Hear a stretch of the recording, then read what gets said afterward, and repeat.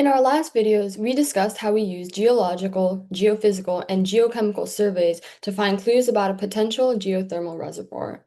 Then we moved on to drilling slim holes and using temperature logging to confirm the heat. Now we're at a critical juncture. We're going to take all of that scattered information and weave it together to create a detailed 3D model of the reservoir. This is the stage where we answer the big questions. For example, like how big is the reservoir? How hot is it? And how much energy can it produce? So what exactly is a reservoir model? Think of it as a virtual blueprint of the geothermal system deep underground. It's not just a flat map, it's a dynamic three-dimensional representation that integrates all of the data that we've collected. It brings together the geological structures we've mapped, the temperature profiles we've logged, and the fluid chemistry we've analyzed. The model helps us visualize the reservoir's size, shape, and properties such as its porosity and permeability, which is how much fluid the rock can hold and how easily that fluid can flow through it.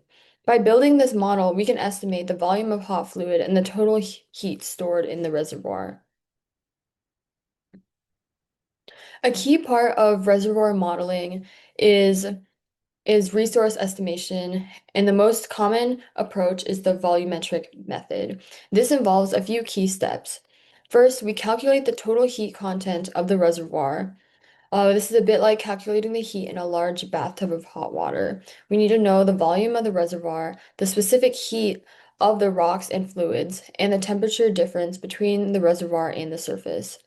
We then estimate the recoverable heat, the portion we can actually extract with our technology. Finally, we convert this recoverable heat into a potential power output measured in megawatts over the expected life of the power plant. This gives us a crucial estimate of the project's economic viability. So how do we handle all of this data? This is where Geographic Information Systems, or GIS, come in. GIS software is this powerful tool that allows us to layer and visualize all of our data on a single interactive map. We can overlay our geological maps with our geochemical sample points and then layer on top of that our geophysical survey results, like the low resistivity zones. The real power of GIS is its ability to bring all of these different data sets together in one place, allowing us to see patterns and relationships that might not be obvious otherwise. This integrated approach allows us to refine our understanding and pinpoint the most promising areas for further investigation. By building this comprehensive reservoir model, we can dramatically reduce the financial and geological risks of the project. Instead of guessing, we can confidently identify the best locations to drill our full-sized production and injection wells. This is the transition from exploration to development. The model is our final justification to move forward.